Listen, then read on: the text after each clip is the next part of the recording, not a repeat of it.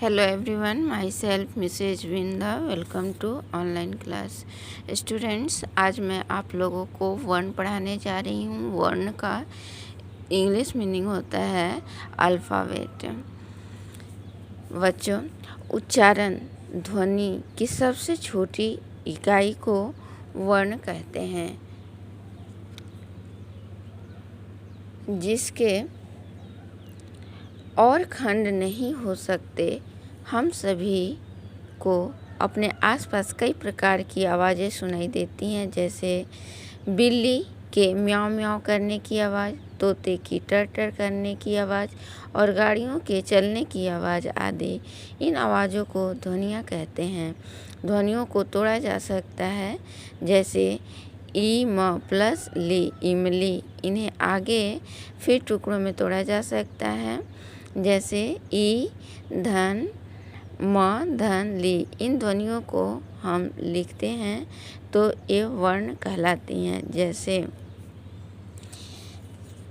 इमली, राजा, पत्ता। इमली, राजा और पत्ता शब्द कई ध्वनियों से मिलकर बने हैं। बच्चों, यहाँ इमली है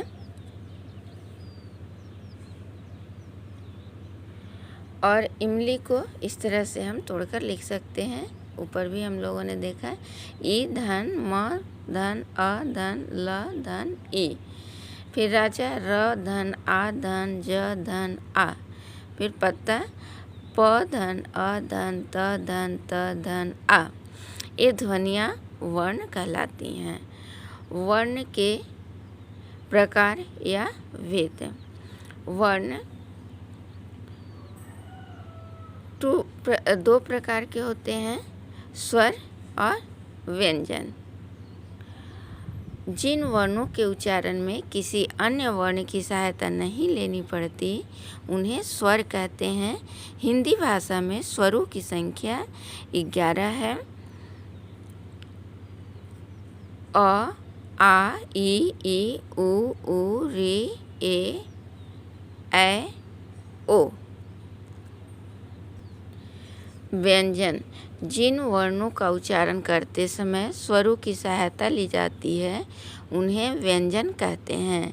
जैसे क धन अ, क हुआ, ख धन अ, ख हुआ।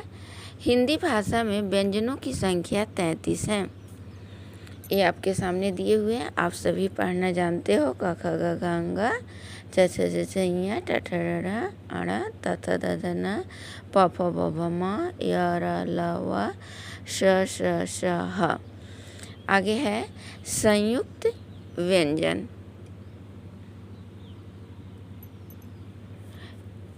एक से अधिक व्यंजनों के मेल से बनने वाले व्यंजन संयुक्त व्यंजन कहलाते हैं। हिंदी भाषा में चार संयुक्त व्यंजन हैं, छ, त्र, ज्ञा, श्र।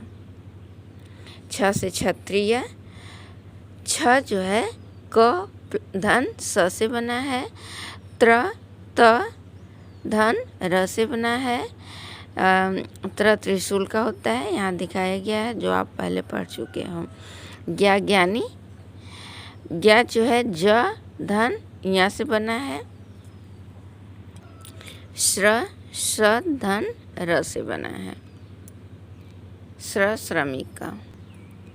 आगे है आयोग वा है। आयोग वा अंगूर का अनुस्वार तथा अह विसर्ग ऐसी ध्वनियाँ हैं जो न तो स्वर हैं और न ही व्यंजन। इन्हें आयोग वा कहते हैं। ये स्वरों के पश्चात आते हैं। अनुस्वार और अनुनासिक है। यहाँ डायग्राम में बच्चों आपको बंदर और ऊँट को दिखाया गया है, जो अनुस्वार और अनुनासिक का एग्जाम्पल है। आपने देखा ऊपर लिखे बंदर शब्द में बिंदु, ये बिंदु है लगा है, तथा ऊँट शब्द में चंद्र बिंदु, ये चंद्र बिंदु है का प्रयोग हुआ है। बिंदु को अनुस्वार तथा चंद्र बिंदु को अनुनासिक कहते हैं। आगे है विसर्ग। विसर्ग के लिए ए चिन्ह अपनाया गया है। इसका चिन्ह ऐसा होता है, इसका उच्चारण ह के समान होता है। जैसे प्रातः शब्द में विसर्ग आता है, ये देखिए ये विसर्ग है। नेक्स्ट है वर्णमाला। वर्णमाला वर्णों के क्रमबद्ध समूह को वर्णमाला कहते हैं। हिंदी वर्णमाला में 33 वर्ण हैं, जिसमें 11 स्वर तथा 33 व्यंजन हैं।